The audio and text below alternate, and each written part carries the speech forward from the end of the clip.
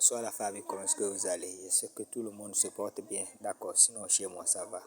Ici là, je vais vous faire une vidéo pour vous parler un peu des time frames et l'effet que les time frames peuvent jouer sur le marché. C'est-à-dire que l'effet des time frames sur le marché, que ce soit le marché des cash boom, que ce soit le marché des volatilités, que ce soit le marché de Forex, l'effet que ça peut jouer. Aujourd'hui, je vais vous dire, je passe par une erreur que j'ai commise et comme ça, vous pourrez tirer aussi des leçons pour ne pas commettre les mêmes bêtises.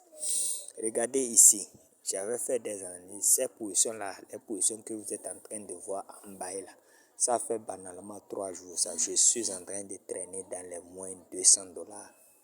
Dans les moins $200, je suis en train de traîner là-dedans. Maintenant, regardez. Je suis arrivé quelque part, c'était en M1. Et quand j'ai vu la position, c'était au niveau de cette tendance-là.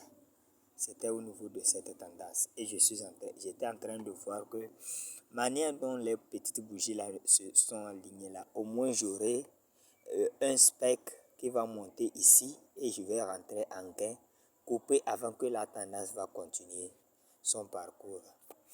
Maintenant, regardez, depuis ce jour jusqu'à aujourd'hui, je suis toujours en baisse. La tendance est toujours en baisse. Vous savez pourquoi? Parce que je n'ai pas pris soin de vérifier les différentes sortes de time frames avant de rentrer en position. Regardez en M5 ce que nous allons voir. En M5, vous voyez, je suis rentré en position à quelque part ici. Ici. En M5, c'est ce que ça donne. C'est ici que je suis rentré en position. Soit disant que, comme c'est comme ça, moi je me dis que comme c'est venu ici, ça a retesté. Quand ça va revenir ici, à ce niveau-là, il y aura encore un spec. Voilà que le spec n'est pas arrivé. Ça a continué jusqu'ici. Ça a continué jusqu'ici. Comme je vous dis que je suis un peu occupé, je suis en stage, quand c'est revenu en gain, je n'étais pas là pour couper ça. Regardez ce que ça a fait. Ça veut dire que le marché était vraiment manipulé. Le marché était vraiment manipulé. Pourquoi c'est au niveau de ma position, pourquoi au niveau de là où je suis rentré en position que c'est arrivé et il y a eu le range. Pourquoi ça c'est arrivé? C'est là-bas que ça va arriver pour faire le range. Ça veut dire que, en fait, l'analyse que j'avais fait à partir d'ici, là, ça devait être ici. Ces specs-là devront venir à ce niveau ici. Les messages me dérangent. Ces specs-là devront venir à partir d'ici. Les specs que vous voyez en bas ici, là. Les specs que vous voyez en bas ici, là, normalement, ça doit venir ici pour continuer. Parce que ici, là, ça n'a pas fini la tendance, là. Ça n'a pas fini cette tendance haussière ici. Ici, la tendance haussière, là, n'est pas finie. Mais ils ont reculé ça jusqu'ici. Mais au cas où je faisais aussi un peu analyse sur les time frames supérieurs, je devais détecter que, en tout cas, là-bas, je devais être très vigilant pour vite sortir. Mais quand j'ai lancé les positions, je me suis dit que bon, ça va aller. J'ai remis le téléphone en poche et j'ai commencé par travailler. Jusqu'à ce que je suis revenu, je vois que j'ai encaissé vraiment les gains et pas possible. Regardez en M15 ce que ça donne. Vous voyez en M15 depuis ici, hein, quand je suis rentré en position depuis ici. Oh, le téléphone là aussi dérange. Ici, depuis ici que je suis rentré en position. Regardez comment ils ont poussé le marché. Si vous allez remarquer, excusez-moi, j'ai un peu la toux là.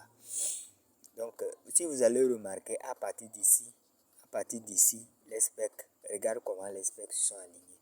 Et cette tendance-là devait aller, ça devait aller jusqu'à se coïncider avec ici, avec ce niveau-là. Avec ce niveau-là, les specs-là devront arriver. Mais ce n'est pas monté là-bas. Et ça a cassé, ça a continué la baisse. Ça a continué la baisse jusqu'aujourd'hui. Allons en M30 pour voir. Vous allez voir en M30, vous voyez ce que ça fait. Vous voyez ce que ça fait. Normalement, la tendance là comme ça. La tendance là comme ça. Ici là, le point de retournement là devait monter jusqu'ici. soit casser le point de retournement, aller encore plus haut, mais ça ne devrait pas être en dessous de la cassure là. En dessous de la cassure, ça ne devrait pas être là-bas. Ça ne devrait pas être en dessous de ce niveau-là. Ça devrait être soit plus haut, soit au même niveau. Vous voyez, supérieur ou égal.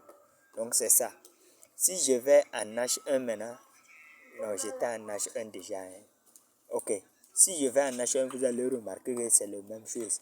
Maintenant, ce que je suis en train de voir est que avant que cette position-là va retourner pour que je rentre en gain, vous verrez que ce serait à partir d'ici. Si vous voulez, vous pouvez me suivre et essayer d'appliquer et vous allez me dire. Si vous appliquez, vous allez me dire, c'est à partir d'ici que cette position-là va faire un retournement. C'est à partir d'ici. À partir d'ici, il y aura l'aspect comme ça. Vous pouvez encaisser au moins 10 000 pips. 10 000 pips, vous pouvez encaisser au moins 10 000 pips. On va essayer de mesurer ici, voir.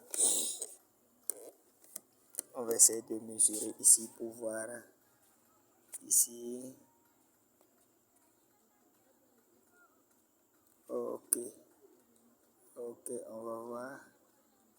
Vous pouvez encaisser au moins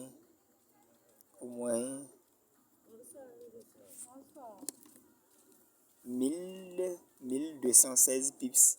Vous pouvez encaisser au moins 1216 pips. Vous voyez, non?